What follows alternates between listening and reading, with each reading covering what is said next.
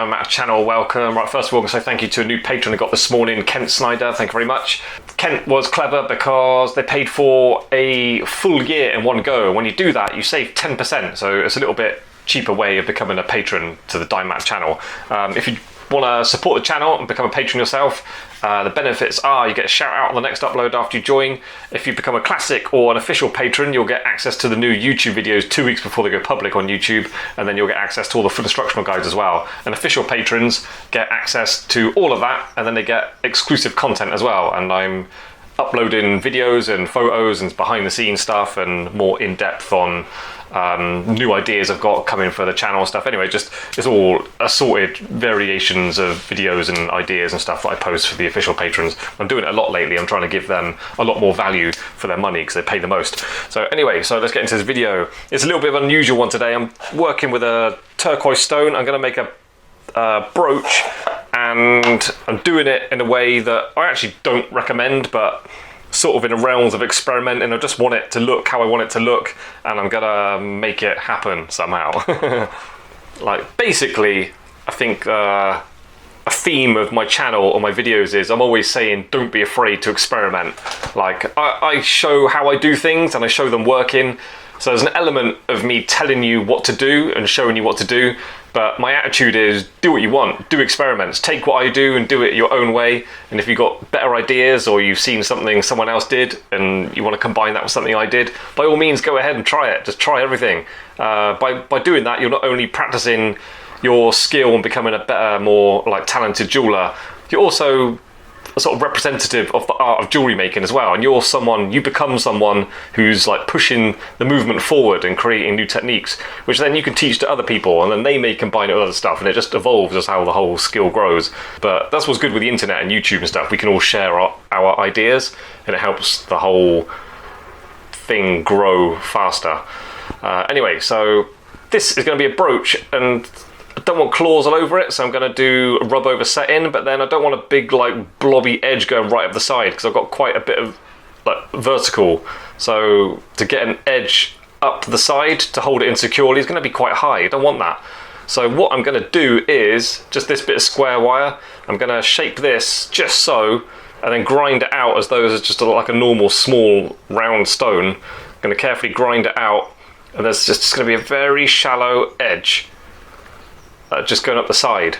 And then to get it to be secure, I'm just going to glue it. And I can imagine some of you thinking like, oh my god, like you can't just glue bits together. Do you know what, personally I don't mind the idea of glue. Like, obviously like gluing as a way of supporting something that's been made properly, if you know what I mean. Like if you imagine like a 4-claw emerald cut, it's 4 claws pushing down on it, but it's like a hand cut claw against a perfectly flat section of stone. There's a chance, let's say that's a stone, your claw might have a bit of a bump in the middle, so you're pushing like a sort of a bit of a curve into a flat surface. So the stone might be secure, but over a bit of time it might start to shift a little bit, it might have a bit of a wobble, or the setter might have had trouble stopping it rattling a bit, and then may have just got it to stop rattling, but the setter knows that it might not last because metal, you know, it hardens, gets banged about, especially on a ring that's on someone's hand, constantly picking up things. There's a chance it might start to rattle again. So I wouldn't mind if I was a mounter. I would like the setter to be honest to me and say they supported it with a bit of glue, because in my mind that's just like a supporting kind of gasket. It like fills up any little like nooks and crannies that can't be seen under the claws, and just gives it an extra bit of support. Obviously it's done really neatly and nicely, you can't see the glue. I don't mind that. To me, I just feel like it's just more securely set. That's just how I think of it. So yeah, there are times when gluing is alright. So I could do this as like a full instructional video, how to make a brooch, but because it's a bit unusual, it's a little bit, I'm doing something that perhaps I shouldn't recommend you do, but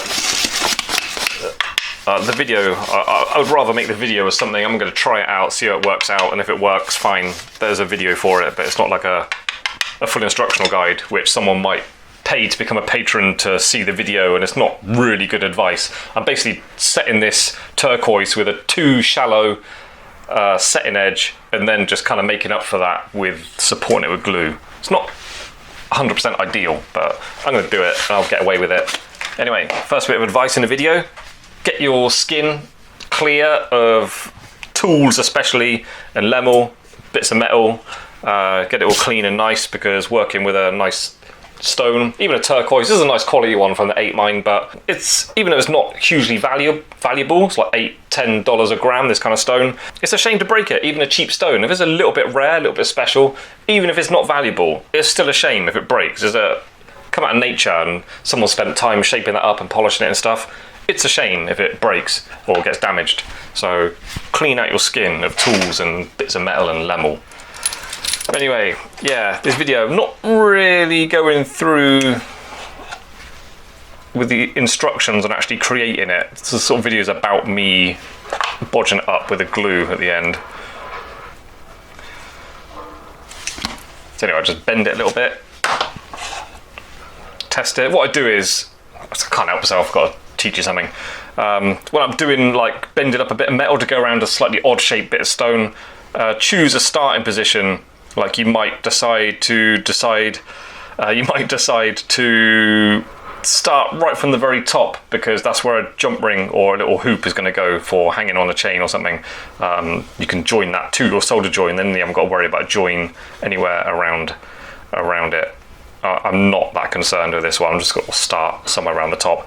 But basically, you want to make a decision so you can have your bit of metal and then put it up to that starting position every time. It's going to help you out.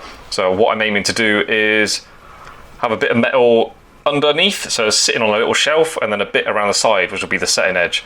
Got to work quite carefully doing this, because there's got to be an even wall join all the way around the outside. It is actually a little bit tricky, a bit skillful, takes a bit of practice doing this kind of thing. That's quite an easy one, spent literally just a few minutes doing that. So it goes all the way around, relatively parallel, just got to squeeze it in a little bit more, it's just a bit too wide.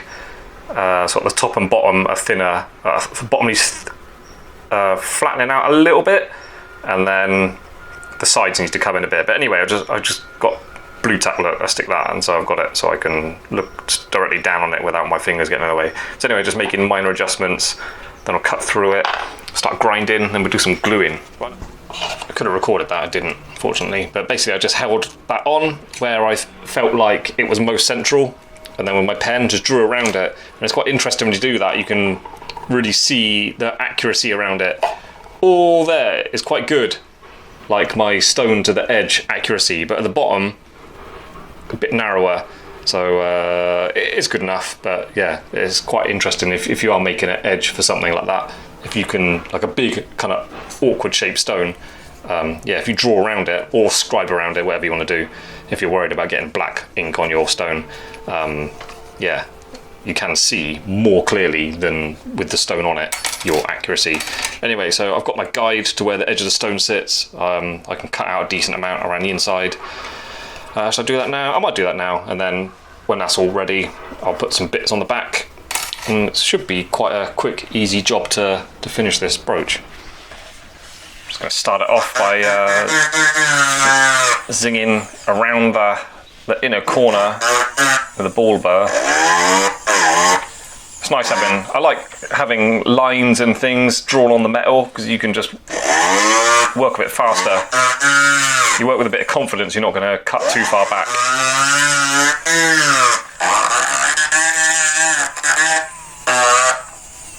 So that's just sitting in there now. I'll just show you what I did. I wanted to crack on with it rather than just making videos and showing every bit. Basically, I took the corner off with quite a big one, and then a slightly smaller one, I think it was this shape, cut right down, and then once I had a decent scoop out that inner edge, I went to this, which is actually one of these setting burrs, but with the point ground off. So it's quite a good trick to get. I think I did a video for the official patrons for that. But yeah, it's a good way to get this tool, which is really helpful. I could just carefully zing around it. It's not cutting on top, it's just cutting the side, so I just went around it carefully, kind of doing that, and then sort of more generally going up and around it.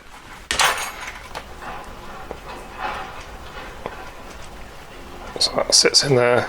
It does sit in nicely. If I can just click it in. Anyway, so that goes in there. Yeah, I mean, that is, even that to me looks a bit overbearing, but that's kind of the minimum I could possibly get away with. I don't know if you can see that, it's hardly anything. So yeah, I will set it best pos, but it's going to have glue in there to hold it in position. But anyway, let's find those brooch bits I bought, put those on. So I did a video recently on making a catch for a brooch.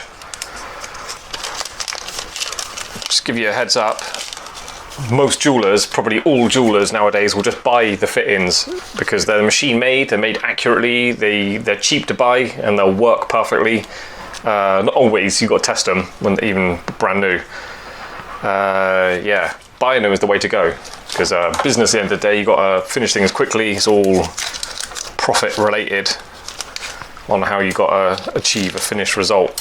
So yeah, I'll show it up close, I bought the bits I need to make a couple of brooches. So I got the pin. The pin's got a little rivet in it, so that's quite good. Little catch, little spinny roller catch thing, and that's what the pin goes into. Easy to make the pin, easy to make that. That really difficult to make, especially on that scale, and as working as nice as that, you really may as well just buy one if you are gonna do a brooch. So the pin goes across that way, obviously, so this catch thing goes on sideways, no problem there. That's gonna go on there like that. This one's got to go on that way, and it can be soldered on there nice and strong, but ideally you don't see any of this from the front. I've got these are going to have to be right on the edge, so you might see them, but I'd much rather you just see them a little bit than start soldering on little plates of metal and stuff inside. So I think it's fine.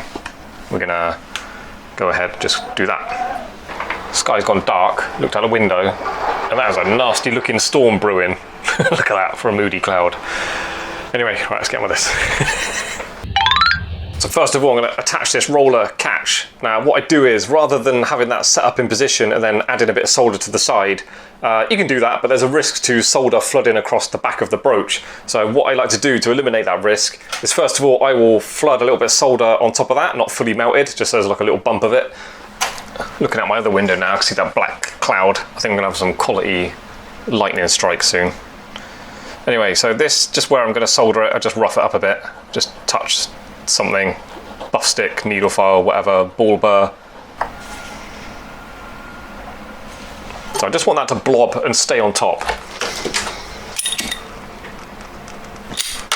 Air conditioning blowing on me, perfect. I like a challenge.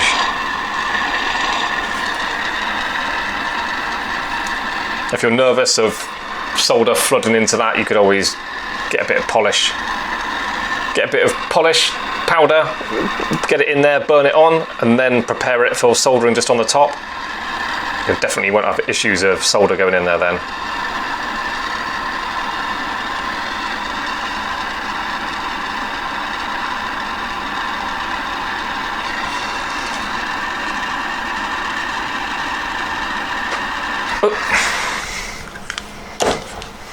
When I'm doing this kind of thing, I like to have a trial run. So that's set up in my tweezers, that's in position there. Get the angle right so it's comfortable, because I'm going to be holding my blowtorch with the right hand. This is going to be done with the left hand. So I just want to make sure I can do that comfortably.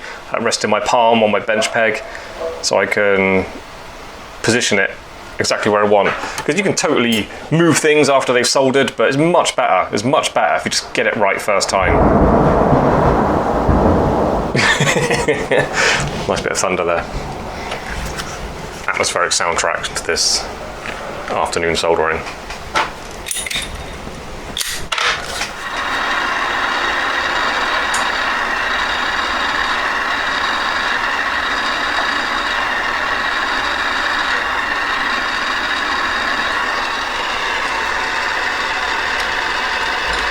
Okay. It's things like this that give me confirmation that I'm not a real practicing jeweler anymore. Just looking at that, I just realised that's flat one side and rounded, got like a domed side there. That looks like it's on backwards to me. I think that's meant to be on that side. Welcome to the world of jewellery making. Unfortunately, I'm making videos about my endeavours, so mistakes like that, I've got to be honest and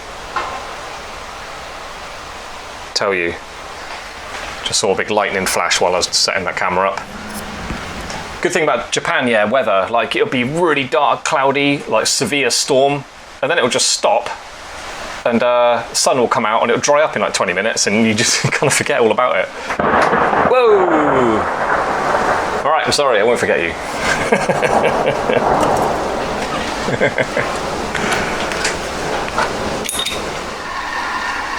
So I'm holding at my tweezers and I'm pulling it very gently, just so I know I've got a bit of tension on it.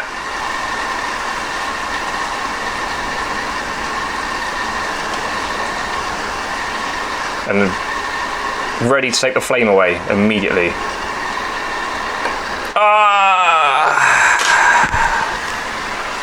That was done with hard solder. I'm shocked that went. Okay, so here's a jewellery making instructional YouTube video like you haven't seen before, because I'm showing you me having a bad day. Yeah, I tried to unsolder that, and then that, even though it's done with hard solder, has moved, and unfortunately it's moved. It's moved and it's soldered in a bad position. And then looking at that, reason why, because I said that's hard solder, I didn't expect that to go, but it's flexed. It's like twisted, like figure of 8 almost. I think I had tapped that flat. I reckon it was under a bit of tension, and so just heating up a little bit, just enough, it scissored and then immediately sort of soldered up again when I took the heat off. So yeah, I've got to carefully, I can't cut through it because I'll change the dimensions of it. So I'm gonna try and just push it back in position, soldered. So what I might do, I might anneal the whole thing. So if there's any stress in it now, it'll completely eliminate that.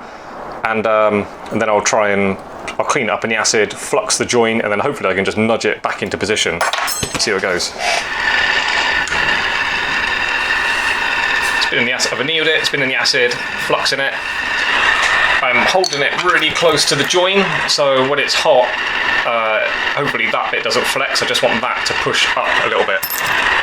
Easier said than done. Hopefully I can just nudge it.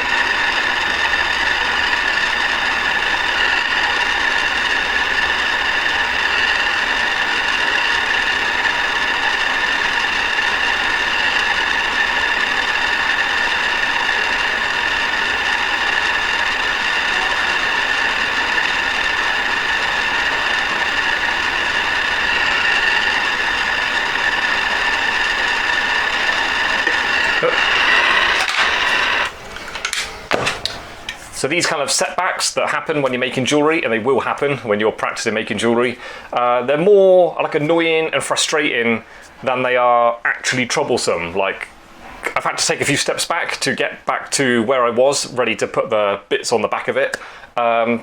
But if you just get on with it, if you just kick up, if you get really angry and emotional and stuff, if you just like storm out and have to make a cup of tea and stuff, you're wasting time. Like, by the time you went to the kettle and made a cup of tea and took your first sip, I could be back and ready to get on with it where I was. And literally, more often than not, just a few minutes work.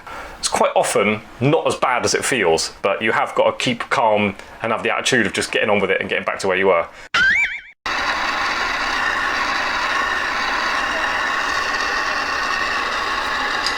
There we go.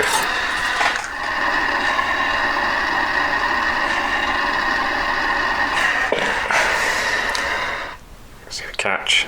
See, there's no solder flooded anywhere around it. That's what you want, nice and neat. That's why I do it this way. This one, there you go, 1, 2, and that side. My hard solder joint, I was scared that was going to go again, but having it annealed and then put in position and then soldered, it stayed flat, no problem at all. Okay, so I decided to glue it in before I put the pin on, just finishing that before you set any stones. You've got to get the metalwork ready, so especially those inner edges and stuff. Smooth those out, paper and polish them, whatever you're doing. I'm going for a kind of matte finish, a sort of rough paper disc finish, which I really like. I've gone off polished finish lately, to the point where these signet rings I sold one this morning, so I've had to get this one out of stock, so I'm sizing it. I just leave them filed finish. Like, it just looks better to me. I just like the way the light shines off it and gives it a bit of character. If it's all polished, it's just going to get marked, it's going to tarnish, it's just going to show up imperfections. The whole thing is just rough and ready. I think men go for that a bit more. We don't really like More often than not, we don't really like really beautifully polished, finished jewellery. Like, had it loads of times serving customers the wedding rings. The women always definitely want polished. The men quite often decide to go for a kind of brushed finish. Anyway, so that's something I'm working on. Right, so let's get this glued in. I'm a bit nervous about gluing it because I've never worked with a natural bit of turquoise before. Looks quite porous, and I'm about to put glue on there, and then I usually, if there's any kind of excess glue, like kind of pushing out the sides, I will clean it off with acetone. I don't think it's going to be a problem, but I don't know if acetone is going to stain that. That's something we can learn today. Hopefully it doesn't. Don't want to balls it up. This stuff. The glue available in Japan is amazing. They've got loads of variations of glue. They all seem to be really good. I use this stuff to stick on a new logo, which is like a metal aluminium plate, to the exhaust can on a motorbike. So it's outdoors, hot, cold, in the rain, all the cycles through the seasons. Hasn't budged in a year. Just glued on with this stuff.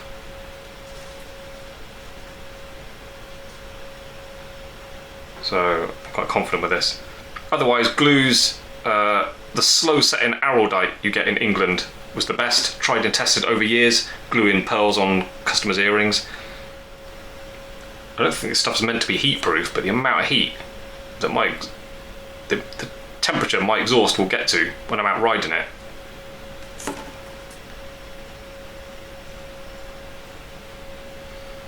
The only way I would say araldite is better than this stuff's a bit sticky straight out of the tube. Araldite's a bit more liquidy, it's a bit more friendly for spreading around and getting exactly where you want. Anyway, it's on there.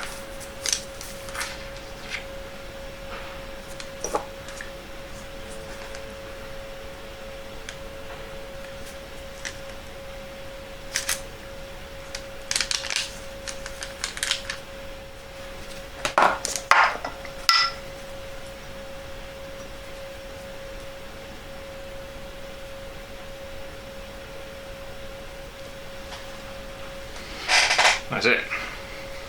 A little bit over here.